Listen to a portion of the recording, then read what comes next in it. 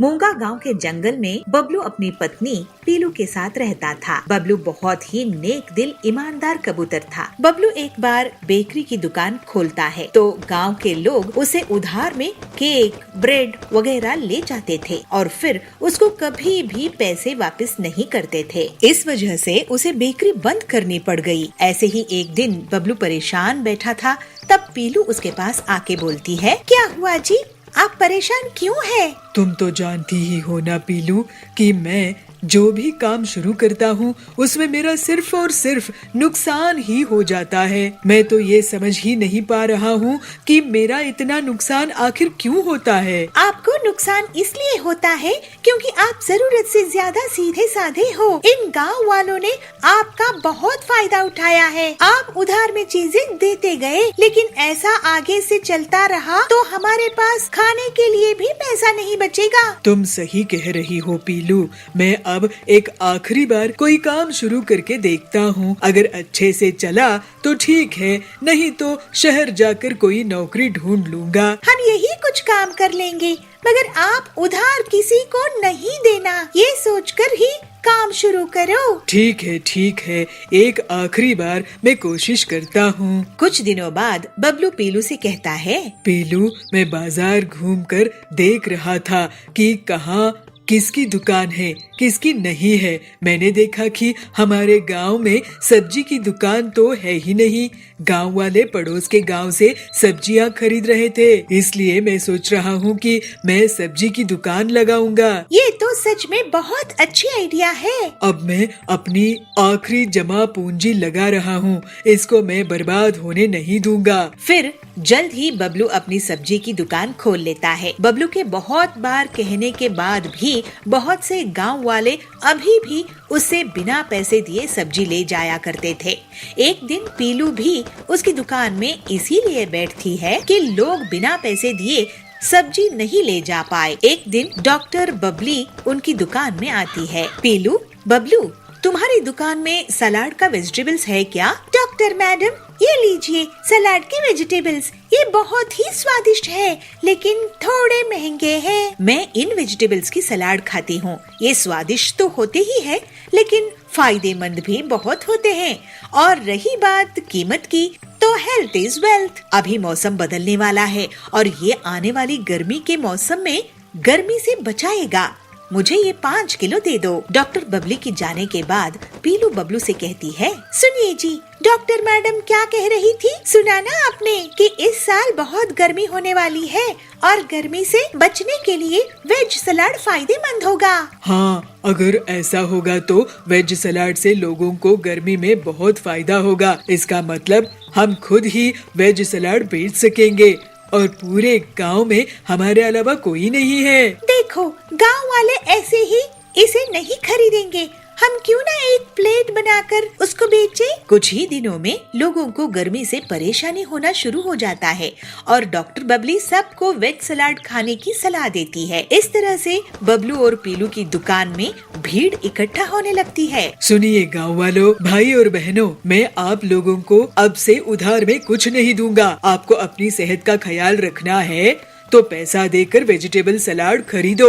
बबलू की बात सुनकर लोग सोच में पड़ जाते हैं, लेकिन फिर गर्मी के बुरे प्रभाव से बचने के लिए वो पैसे देते हैं।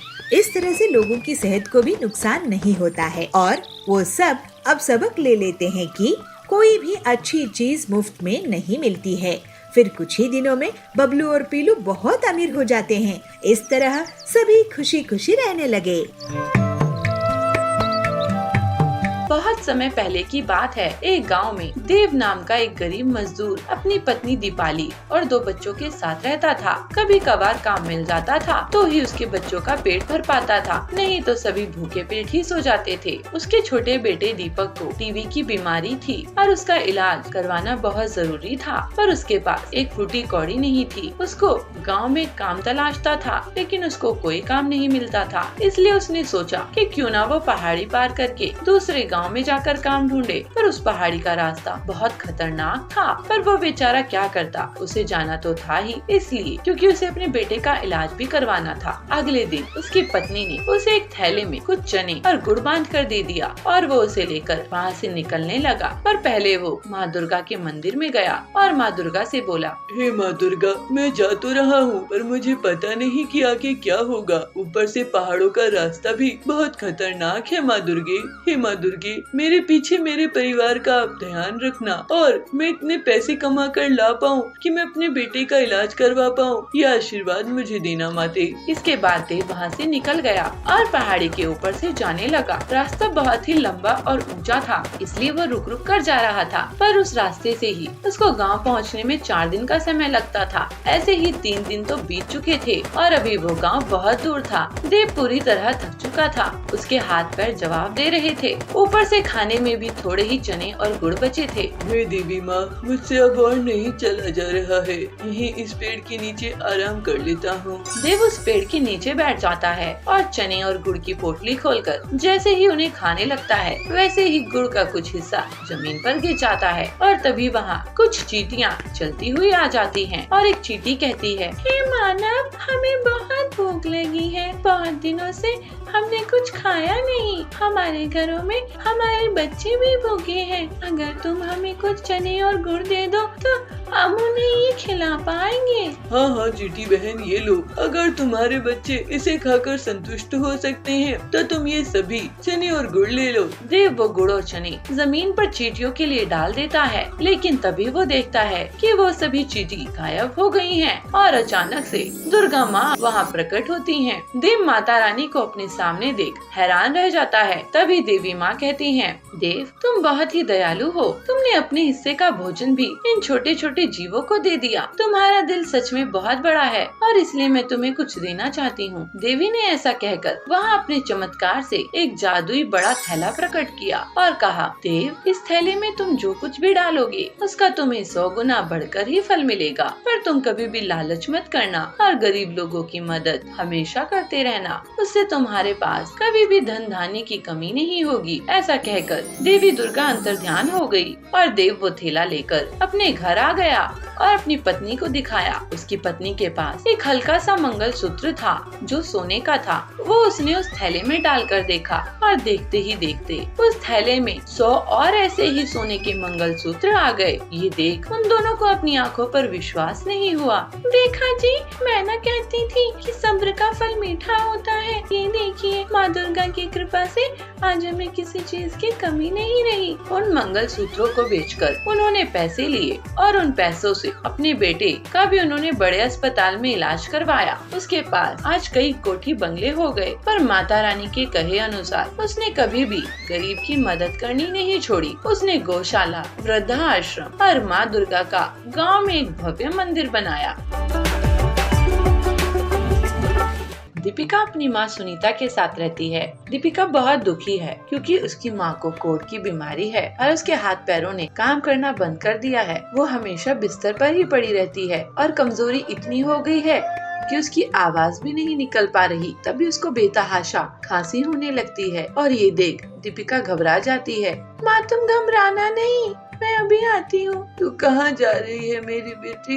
मदद मांगने जा रही हूँ माँ, मैं तुम्हें यूँ मरता हुआ नहीं देख सकती। दीपिका रोते रोते दर दर की ठोकरें खाकर लोगों से मदद मांगती है। काका, मेरी माँ की तबीयत बहुत खराब है, आप मुझे कुछ पैसे दे दीजिए ताकि मैं उनका इलाज करवा सकूं। अरे हट यहाँ से, और काम नहीं है क्या तुम लोगों को? जब देखो भीख मांगने आ जाते हो। काकी, आप कुछ मदद कर दीजिए ना। हट परे, बीमार माँ की बीमार बेटी, हमें भी अपनी माँ की बीमारी लगाएंगे क्या? काकी, ऐसा मत कहो, मेरी माँ मर जाएगी। दीपिका आते जाते कई लोगों से मदद मांगती है, पर कोई भी उसकी मदद नहीं करता। सब उसे धक्के देकर जा रहे थे। तभी दीपिका को सामने एक मंदिर नजर आया। वो उस मंदिर में गई और माँ दुर्गा से प्रार्थना करने लगी। हे माँ दुर्गे, मेरी मदद कीजिए, मैं अपनी माँ को ये तड़पते हुए नहीं देख सकती। माँ, मेरी सहायता कीजिए माता रानी। तभी एक साधु उसके पास आते हैं और कहते हैं, बेटी, अगर तुम सच में अपनी माँ को सही करना चाहती हो तो तुम्हें पहाड़ी पार करके जाना होगा वहाँ उस पहाड़ी पर एक जादुई नदी बहती है। जादुई नदी वो दूध की नदी है।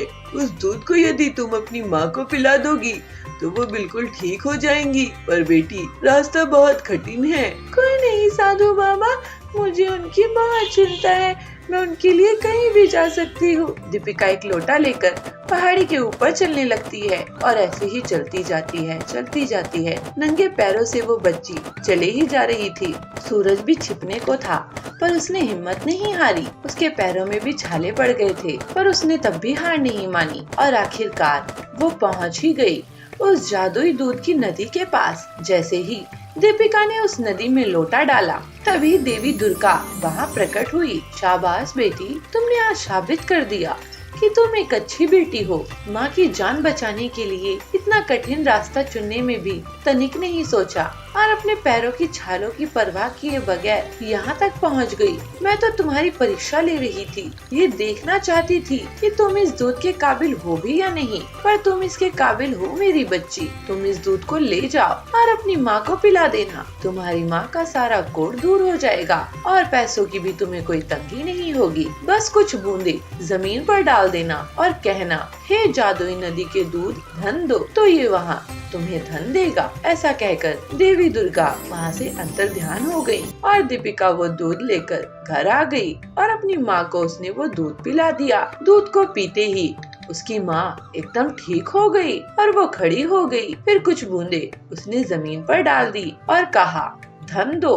तो देखते ही देखते वहाँ पैसों का अंबार लग गया। ये देख उसकी माँ भी हैरान थी पर दीपिका ने उसे पूरी बात बताई। मेरी बेटी, तूने मेरे लिए इतने कष्ट सहे, मैं तो तुझे पाकर धन्य हो गई। माँ, मैं तुम्हारे लिए कुछ भी कर सकती हूँ, ये तो कुछ भी नहीं था। उनके पास अब पैसे भी थे जिनसे उन्होंने अपने लिए एक सुंदर सा घर बनवाया और ऐसे ही अगर किसी व्यक्ति को उनकी जरूरत होती तो वो जादुई दूध की नदी से उसकी सहायता करते।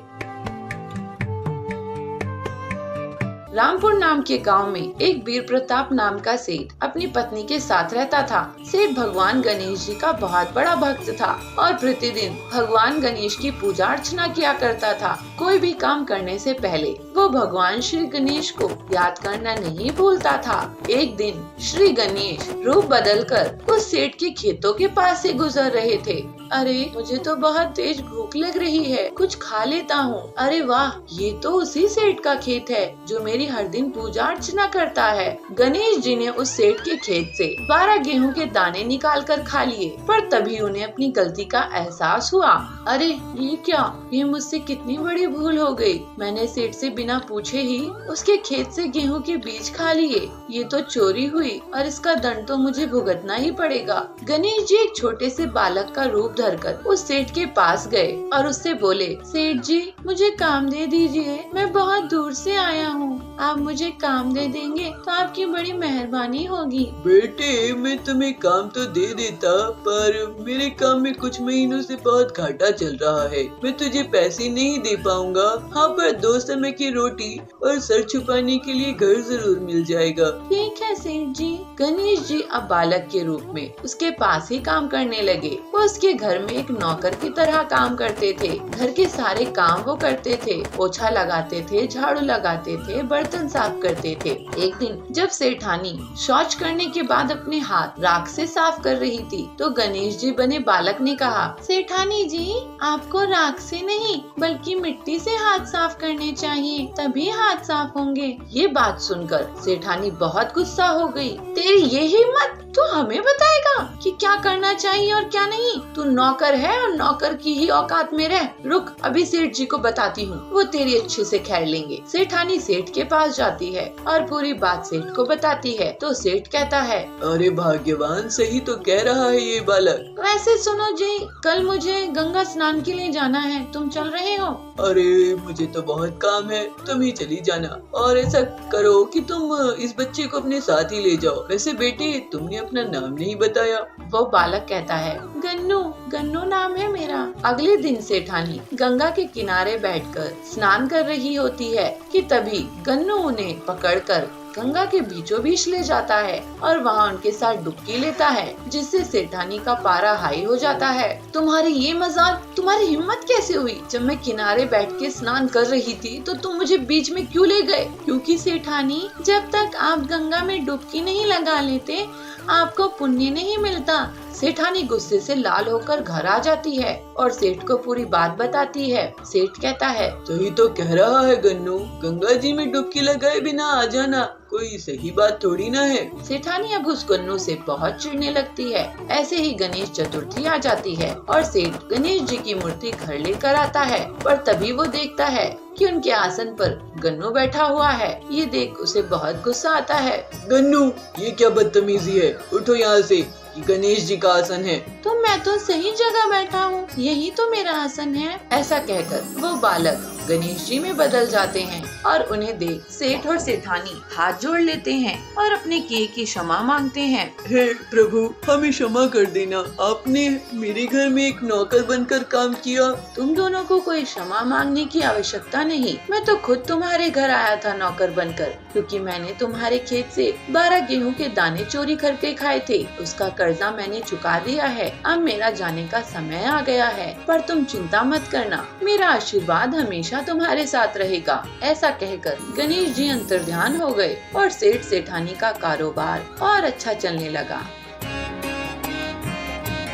एक बार की बात है, भगवान गणेश बाल रूप में चुटकी भर चावल और चम्मच में दूध लेकर पृथ्वी लोक में भ्रमण के लिए निकले। वो सबको अपनी खीर बनाने को कहते हुए जा रहे थे। मेरे पास ही दूध और चावल है, कोई मेरे लिए क्या खीर बना देगा? ऐसे ही वो कहते जा रहे थे, पर सबने उनकी बात को अनदेखा किया और तो कुछ लोगों ने उनका मजाक भी बनाया। अरे ये बालक तो नासमझ सा दिखाई पड़ता है। हाँ भाई, सही कह रहे हो, देखो ना, एक चम्मच में दूध लेकर और एक हाथ में चावल लेकर घूम रहा है, भला इसकी खीर कैसे बनेगी? ऐसे ही वो एक गांव से दूसरे गांव घूमने लगा, पर किसी ने भी उनकी बात नहीं सुनी। सुबह से शाम होने को आ गई थी। इसी दौरान एक गरीब बुढ़िया ने उस बालक को देखा। वो औरत बहुत ही अच्छे दिल की थी। उसने कहा, लाओ बेटा, मुझे दो सामान, मैं तेरी खीर बना देती हूँ। ठीक है माई, आप बर्तन ले आओ। बुढ़िया घर के अंदर गई और एक कटोरी लेकर बाहर आई, पर बालक ने कहा, नहीं अम्मा, इस कटोरी से क्या होगा, बड़ा बर्तन लाओ। लेकिन बेटे, इस कटोरी में तो ये आ जाएगा। नहीं आएगा, आप बड़ा बर्तन लेकर आओ, सबसे बड़ा बर्तन। वो बुढ़िया घर के अंदर गई और सबसे बड़ा भगोना लेकर वो बालक के सामने आई। उस बालक ने उसमें एक एक करके चावल और दूध डाल दिया और उस भगोने को चूल्हे पर चढ़ाने को कहा। बुढ़िया ने ऐसा ही किया। उसने सोचा बच्चे का दिल क्या तोड़ना, इसलिए उसने उसके कहे अनुसार काम किया। कुछ ही देर में एक चमत्कार हुआ।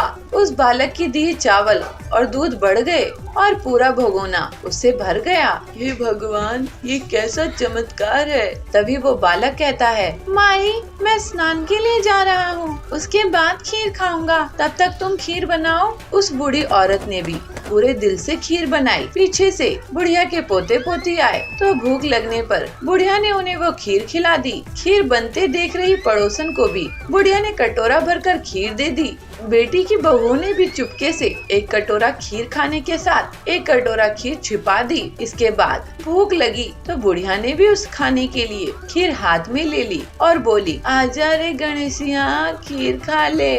तभी गणेश जी बालक रूप में वहाँ पहुँच गए और बोले कि मैंने तो पहले ही खीर खा ली। जब बुढ़िया ने पूछा कि कब खाई तो उसने बोला, माई, मैंने तो तभी खीर खा ली थी जब तेरे पोते पोती पड़ोसन और बहू ने खा ली थी, तभी मेरा पेट भर गया था। पर बेटे, यहाँ तो बहुत सारी खीर बची हुई है, मैं इसका क्या करूँ?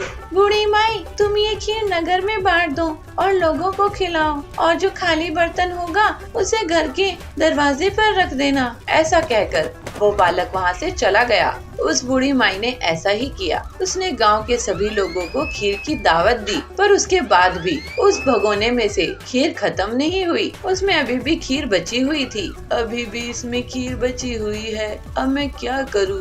अरे हाँ, उस बालक ने बताया था, वही करती हूँ। बूढ़ी माई ने वो आधा खाली भगोना घर के मेन दरवाजे पर रख दिया और फिर सो गई। अगले दिन जब बुढ़िया उठी तो देखकर हैरान रह गई। उसे अपनी झोपड़ी महल में बदली हुई और खीर के बर्तन सोने जवरातों से भरा हुआ मिला। गणेश जी की कृपा जानकर बुढ़िया बहुत प्रसन्न हुई। गणपति बप्पा मोरया। बुढ़िया ने गांव में गणेश जी का एक भव्य मंदिर भी बनवाया और वो लोगों की मदद भी किया करती।